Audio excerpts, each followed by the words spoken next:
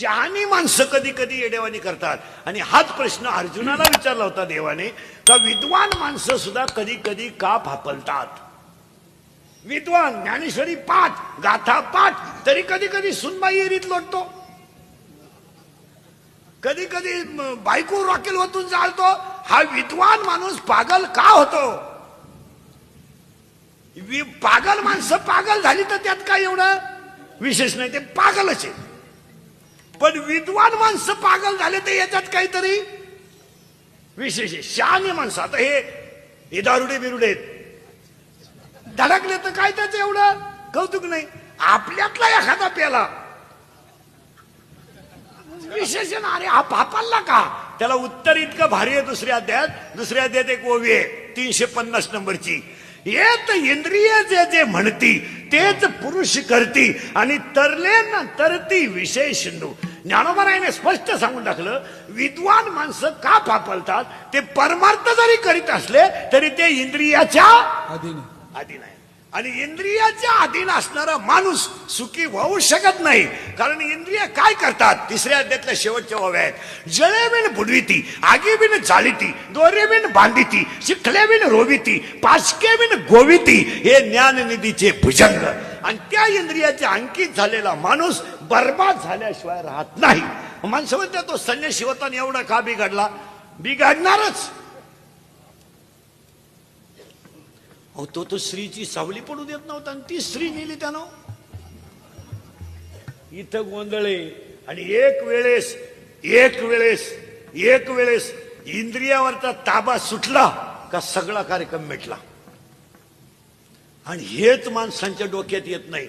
मग माणसं देवाला दोष देतात. अरे मी रात्रंदिवस भजन करून माझ्यावर ही वेळ. याला 17वा अध्याय एक दणका देतोय. झाड जाणीचे फुले, मानस जाणीचे बोले, आणि भोगे जाणीचे केले कर्म पूर्वजन्मीचे. याला काकडा एक झटका देतोय. माता माऊली पाचारिता, शब्द नाही दिला मागुता, बैरा झालो नरदेई येता, साधू संतांची निंदा केली, हरिभक्ताची स्तुती नाही केली. आणि तो केलं काय. नाटाचा अभंग उत्तर देतोय. नाटाचा अख्खा नाटाचा अभंग ऐका. तुम्हाला वाईट का दिवस आले.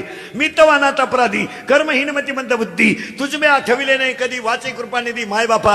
अरे नाही ऐकले गायले गीत हरिली राज सांडिले हित नावडे पुराण वैसले संत केली बहुत परिनिंदा. अरे करू नये तो केला व्यापार व्हायला भार कुटुंबाचा. नाही केले त्रिताचे भ्रमण पाळीला पिंड करे चरण, नाही संत सेवा घडले दान पूजाव लोकन मूर्तीचे. असंग संग घडले अन्याय बहुत अधर्म उपाव नकळे हित नये बोलू आठवते. अरे आप आपल्या घात करू शत्रू झालो मी दावे धारू, आणि तू तो कृपेचा सागर उतरी पार तुका म्हणे. सगळ्याला उत्तर 9वा अध्याय. आगा कर्मी जे उडावी. असं भरायचं नाही. चंदन किती जरी शीतल झाला तर त्याला आग आहेच. पेटल्यावर काय करेल. मग शीतल चंदन आहे पण पेटवला चटका नाही देणार. चंदन शीतल आहे पण तो पेटवला आहे. पेटवल्यानंतर तो चंदन आज जवळ जाणाऱ्याला चटका देणारच ना. शरीर ब्रह्मरूप आहे पण ते जर विषयाचे अंकित झालं तर ते बर्बादीकडे नेणारच ना. चंदन शीतल आहे याचा शंका नाही. चंदन काही झालं तरी शीतल आहे. पण चंदनाचं लाकूड जर पेटलं तर चटका देतय किंवा नाही. देणारच आहे ना. कारण देणारच येतो. का देणार आहे. कारण तो पेटलाय. विकाराने एकदा शरीर पेटलं का नामाची ताकद शरीरात कमी होते. आणि नामाची ताकद कमी झाली का अहंकाराची निर्मिती होते. आणि अहंकाराची निर्मिती झाली का ज्ञान लोप पावतं. आणि ज्ञान लोप पावलं का माणूस विषयाला सत्य धरून वागतो. आणि तेवढ्यातच तो बर्बाद होतो. दूध पवित्र आहे दूध. पण तुम्ही ते दारूच्या बाटलीत घातलंय. दूध पवित्रच आहे ना. दुधाला नाव ठेवायला अजिबात जागा नाही. दूध पवित्र आहे पण तुम्ही कोणत्या भांड्यात आणलंय.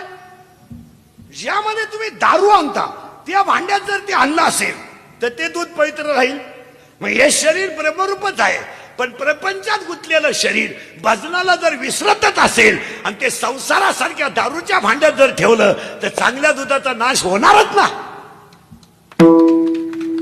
होणारच ना. तुम्ही कुठं ठेवता याला किंमत आहे ना. लिंबाच्या लिंबोळ्या किती जरी पिकल्या तर कावळा सोडून कुणाला आनंद आहे. महाराजांची ओवी किती सुंदर आहे. लिंबोळी आला तो कावळ्याशी सुखाला झाला. काय उपयोग काय त्याचा? का मृत जायचा शृंगारीला, का गाढव तीर्थी नाणेला? काय उपयोग काय त्याचा? काशीला गेला, कशाला गेला काशीला? काशीला जाणारी लोक ध्यानात ठेवा, काशीला गेल्यावर परत जिवंत गावात यायचं नसतं, असा नियम आहे. आता ही आपली बावळाट लोक आहे, मी काशी केली, मी दाव्याचं खात नाही. पागल आहे तू. तुला जायलाच कोणी सांगितलं होतं काशीला? काल शक मारायला गेला तू काशीला? गाई दुधाला कमी पडली, दोन्ही पोरं वायली निघली, हीच काशी झाली. तू गेला तर काल काशी?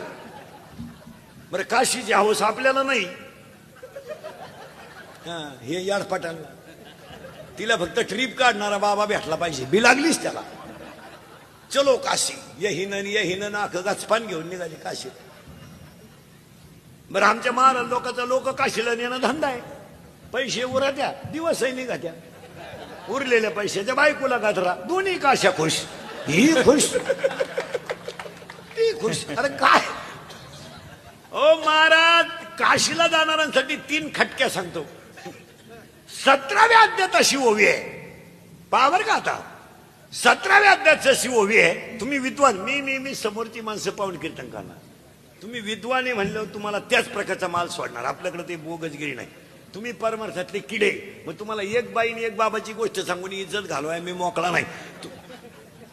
तुम्हाला मुंग्या येतील असाच माल. आपलं कीर्तन म्हणजे रेडीमेड कापडाचं दुकान. जसे ऐकणारे भेटतील तसा माल आहे आपल्याकडे. आता तुम्ही विद्वान ऐकणारे ना, तुमचं डोकं बंद होईल असा माल. आणि मग साधे भेटले मग चाललंच आहे. असं नाही, मग समय कळला पाहिजे. आता तुमच्यासारख्या परमार्थिक माणसांपुढं छाछूच्या गोष्टी सांगितल्या एखाद्या बाईच्या आणि बाबाच्या, काय त्या सांगणारा माझा आहे, तो ऐकणारा ऐकूच शकत नाही. काय मध्ये? आणि आज 80% आमच्या कीर्तनकारांचा हाच प्रॉब्लेम झालाय. फक्त आईबापाचं भांडवल केलंय त्यांनी. 80% कीर्तनकार आईबापावर बोला त्या. अर्धा तास आई, अर्धा तास बाप. फेटा बांधला का आई उठली.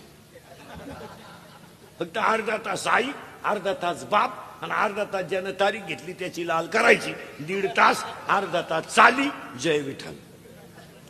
आणि आयानं बोलायचं, पण लोकांच्या. आपल्या आईवर नाही बोलायचं. आपली आई तर घरातच नाही तर बोलत काय?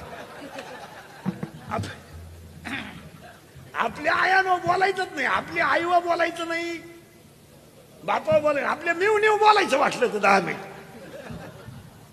नाही नाही नाही, असं नाही चालत. ते महाराजांनी 3 खटक्या सांगितल्या तीर्थाच्या, 3ही तुमच्या पुढे मांडतो. तुम्ही विद्वान आहे. 17वा अध्याय असं म्हणतो, सकल तीर्थाचे धुरे जी एका माता भेट. मग ज्ञानोबरायांच्या भाषेत जगातली सगळी तीर्थ कोणती? आई बाबा. आई बाबा. डोकं खाजवा बरं का. ज्याला हे कळलं ना, तो उद्यापासून काशीचं नाव सुद्धा घ्याला. 17व्या अध्यायाचं असं म्हणणं आहे ज्ञानोबरायांचं, का जगातली सगळी तीर्थ कोणती? आई बाप. पण तुकोबरायचं याला उलट म्हणणं आहे, सकळही तीर्थे घडती एक वेळा चंद्रभागा डोळा देखलिया. आणि सकळही संत भेटती एक वेळा पुंडलिक डोळा देखलिया. तुकोबरायचं म्हणणं असं आहे, चंद्रभागा ज्याने डोळ्यानं पाहिली त्यानं सगळी तीर्थ पाहिली, आणि ज्याने पुंडलिक डोळ्याने पाहिला त्यानं सगळे देव पाहिले. आता पुन्हा घोटाळा असा झालाय, आणि सगळ्यात वैकुंठ कोणतं आहे? पंढरपूर. मग आता ज्ञानोबरायांची भाषा आईबापाचं तीर्थ, तुकोबरायांची भाषा चंद्रभागा तीर्थ, पंडलिक तीर्थ. मग हे तीर्थ कशामुळे निर्माण झालं? आईबापामुळेच झालं. पुंडलिकाने जर आईबापाची सेवा केली नसती तर विठेवरचं परब्रह्म, सावळं परब्रह्म खाली आलंच नसतं. खाली आलंच नसतं तर पंढरपूर सारखं वैकुंठ तयार झालं नसतं. मग वैकुंठ जर तयार झालं नसतं मग कुठं जायचं नाही. 12वा अध्यायाची एक ओवी सांगतो, मोक्ष देऊन उदार होय कीर काशी. बस, बाकी डोक्याला ताण करायचा नाही. गुरुवार केले तुम्ही 4 मागच्या महिन्यात, काही फरक पडल्यासारखं झालं तुम्हाला? नाही. मग हे कुठाने सांगितले कोण तुम्हाला? हा बावळापणा सांगितला कोण तुम्हाला? पार्वतीने गुरुवार केला आणि शंकर धाब्यावर जेवला, काय उपयोग झाला? पार्वतीचा दणका उठला, दुर्गे दुर्गट भारी तुझमिने संसारी. शंकर म्हणतो लिंबू पिळ, लिंबू पिळ, लिंबू. काय उपयोग आहे त्याचा? ओव्या ऐकत जा. ओव्या किती सुंदर आहे. 3ऱ्या अध्यायात, तुम्ही शरीरा न पिडावे, तुम्ही व्रतनियम न करावे, तुम्ही देवांतरा न भजावे, तुम्ही देवास तीर्थासी ना जावे, तुम्ही स्वधर्मात याजावे. बस. प्रत्येकानं प्रत्येकाचा धर्म पाळा. जर पाळला तर ओव्या ऐका. तुम्ही देवाते भजाल, देव तुम्हा तृष्टवेल आणि परस्पर घडेल प्रीती जेत. आज्ञापक व्हाल आणि वाचा सिद्धी पावाल. मी अजून काशीला गेलो नाही आणि जाणार आहे नाही. तुम्ही नेलं तरी जाणार नाही. माझी परिस्थिती नाही का. मी अजून आळंदी, पंढरपूर, पैठण, त्रिंबक सोडून देवाला गेलोच नाही. अहो महाराज, ज्याच्या 27 अंगांच्या हरिपाठाचं चित्र डोळ्यात मुरलंय तो बाकीच्या नादीच लागायचं नाही. हरिपाठ कीर्ती मुखे जरी पवित्राची होय, नित्यनेम नामी लक्ष्मी वल्लभ. मग आता तुम्हाला हे डोकं वापरायला सांगितलं कोणी? ज्ञानेश्वरी पाठ कोणी करावा? ज्याला काही काम नाही, मोकळा हिंडतोय, मग वाच ज्ञानेश्वरी. आता हे सगळे माणसं स्टेजवरचे माझ्या सकट आपण संसारी आहे. आपल्याला गाईचं दूध काढलंच पाहिजे, मुलाची फी भरलीच पाहिजे, महिला मंडळाला आपल्याला 2 पोळ्या का होईना मुलापुरत्या टिफिन मध्ये केलं पाहिजे. मग आपण संसारी माणसाला ज्ञानोबारायानं फक्त 27 अभंगाचा परमार्थ सांगितला. त्यानं भाकरी करताना, भाजी करताना, भात शिजवताना, तांदूळ निवडताना, गाईचं दूध काढताना फक्त 27 अभंगाचा हरिपाठ म्हणायचा. जे हरिपाठाचं पुण्य आहे ते अख्ख्या ज्ञानेश्वरीचं पुण्य आहे. कारण ज्ञानेश्वरीचा सार हरिपाठ आहे आणि गाथ्याचा सार हरिपाठ आहे. माझं म्हणणं नाही ना, ज्ञानोबारायानं स्वतः डायरेक्ट सांगितलंय, सर्व सुख गोडी शाही शास्त्र निवडी. आणि त्यातल्या ती पूजा कुणाची नाही, घाम गाळणाऱ्यांची पूजा आहे. आणि घाम गाळणाऱ्यांची एकच इच्छा आहे, अन्नदान घडावं. आज आलेल्या सगळ्या माणसांनी इथं प्रसाद म्हणून 2 घास तरी खावा. का? हे अन्न शिजवलेलं आहे, ते आमच्यासारख्या भामट्यांचं नाही, ते घाम गाळणाऱ्यांचं आहे. त्याला 3 मुद्दे सांगतो. शरीर शुद्ध होईल स्नानानं, मन शुद्ध होईल नामानं, चित्त शुद्ध होईल ध्यानाने आणि धन शुद्ध होईल दानाने. दान करत जा, दान करत जा. दानाने लक्ष्मी दुप्पट होते. 24 वर्ष ह्या कामगार मंडळीने हे लावून धरलं, याच्यापेक्षा काय असं. आणि आपण तर देवाकडे ही प्रार्थना करणार आहे का त्यांचं आहे तोपर्यंत चालू दे. आणि जिथं नैतिकता आहे, जिथं नीती आहे, तिथं देव ते चालून घेतोच. घेणार देव चालू घेतो. आपल्या इथं काय, आपल्याकडे गावात एखाद्या मंदिर बांधायचं ठरलं ना, देव एखाद्या व्यक्तीला पुढे करीत असतो. त्याच्यामुळे देऊळ होतं असं नाही. देव त्याचं निमित्त करतो आणि मंदिर आपणच पुढे करून घेतो. देवाचं काम असं ते काय देव करीत नाही, आपण ते करून घेत असतो. काय माणसं म्हणतात माझंच वाईट का झालं. हा नशिबाचा भाग नाही. सगळे लोक लक्ष्मीच्या मंदिरात आहे, पण तिच्या शेजारी अलक्ष्मीचं मंदिर आहे. अलक्ष्मीचं सगळी रांग लागली लक्ष्मीच्या मंदिरात. अलक्ष्मीच्या असेच नवनवीन व्हिडिओ पाहण्यासाठी आपल्या चॅनलला आता सबस्क्राईब करा, लाईक करा. रामकृष्ण हरी मंडळी.